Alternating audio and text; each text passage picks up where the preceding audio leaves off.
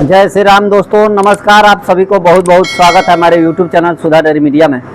तो दोस्तों, आज हम खेती के ऊपर अपने बात करने वाले हैं कि खेती हम कितना करते हैं और कौन कौन सा फसल हम लोग उगाते हैं पूरे साल में। A to Z जानकारी देंगे और गायों के बारे में भी डिटेल देंगे कि क्या हालात है।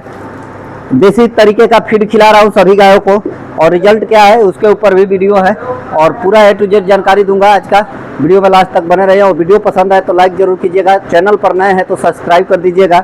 सब्सक्राइब करने से आपको हमारा एक सब्सक्राइबर बढ़ते हैं तो दोस्तों मन इतना खुश होता है कि अब जो खुशी हमें मिलती है वो आपको कैसे मैं बताऊं।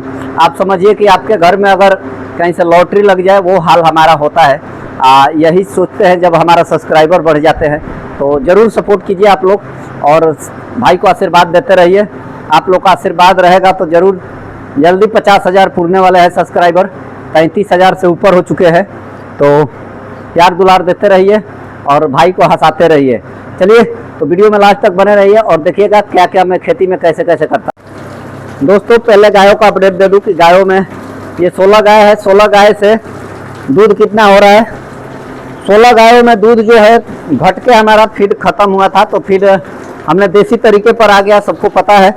और सभी भाई ने ज़्यादातर हमने एक सवाल किया था, लोगों से मैंने पूछा था अपने लिए कि मैं कौन से तरीके का फीड खिलाऊं तो मेरे लिए अच्छा रहेगा। तो मेरे को सभी भाइयों ने सलाह दिया, ज़्यादातर मतलब 90% लोगों ने हमें सलाह दिया कि देसी ही फीड खिलाइए, अपना देसी तरीका वाला।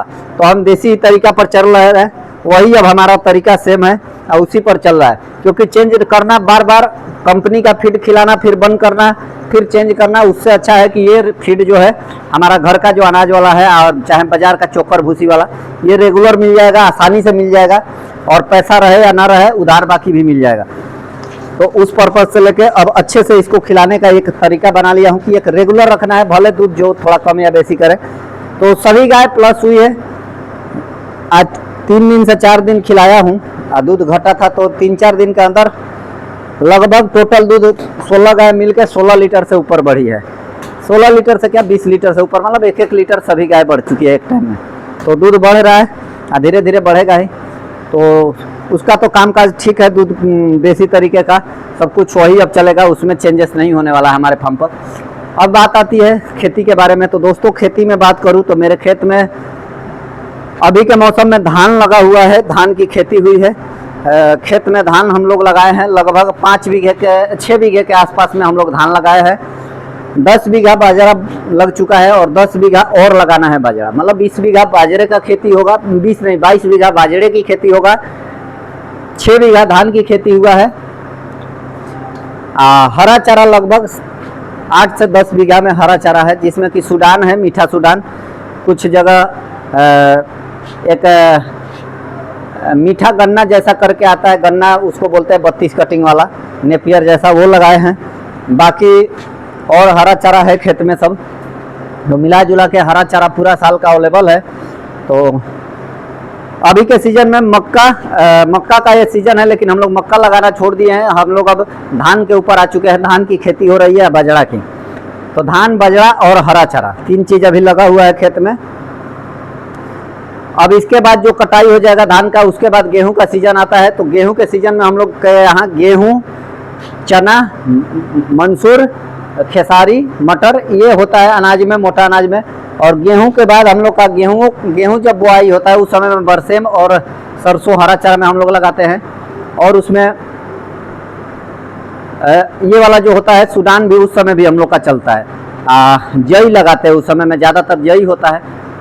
अब उसके बाद जब आता है तो फिर गेहूं के कटाई के बाद हम लोग 3 फसल काटते हैं दोस्तों। साल में 3 फसल का खेती हम लोग ज़्यादातर कोशिश करते हैं करने का। बीच का जो गैप होता है गेहूं से या धान के बीच का जो 3 महीना 3.5 महीना गैप होता है, इसके बीच में हम लोग मक्का लगाते हैं। मक्के की खेती होती है और कुछ उसी में मक्का में ही कभी कभी मक्का के साथ साथ मतलब हरा चारा एक्स्ट्रा थोड़ा हो जाता है। तो कुछ महीना हम लोग का हरा चारा ज़्यादा चलता है, जैसे कि सूखा चारा थोड़ा भी नहीं खिला के केवल हरा चारा पर सभी गायों को रख लेते हैं। तो ये एक्स्ट्रा प्रॉफिट हो जाता है। हमारे फार्म के ऊपर बात करूँ दोस्तों तो सबसे बड़ा जो चीज़ लगता है वो हमारा सूखा चारा, जो भूसा और ये बोलते हैं भूसा लगता है।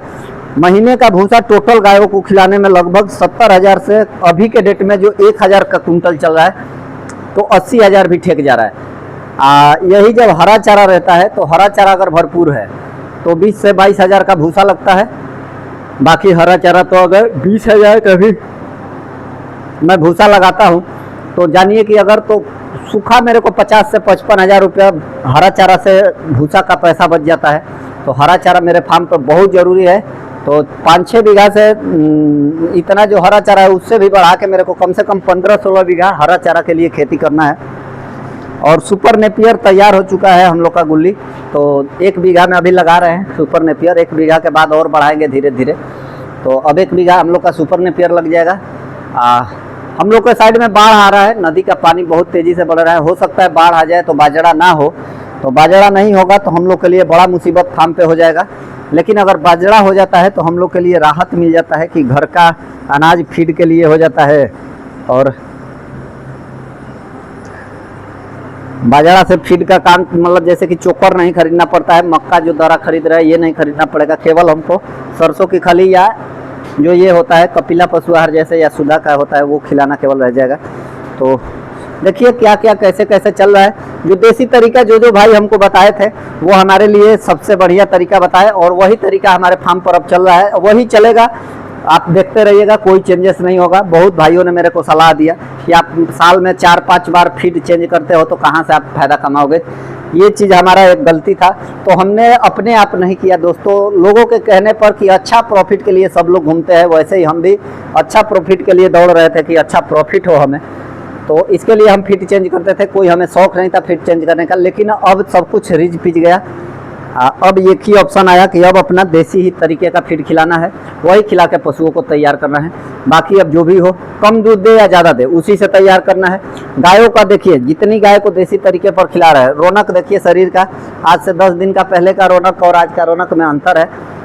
तो चेंजेस होने लगता है, अच्छा फीड अच्छे से खाना पीना मिलने लगता है गाय को, तो अच्छा से तैयार होने लगती है। तो ये चीज़ तैयारी करने में देसी तरीका सबसे आसान है, फ़ायदामंद भी है। क्योंकि खेत से जब बाजरा गेहूं होगा तो मज़ा आ जाएगा अच्छे से। अगर बाजरा गेहूं हो जाए, इस साल का गेहूं तो ख़राब हो गया था, लेकिन हर साल ख़राब ही नहीं होता है, बढ़िया भी होता है। चलिए, वीडियो पसंद आया हो तो ज़रूर सपोर्ट कीजिएगा। जय श्री राम, जय गौ माता, जय गोपाल।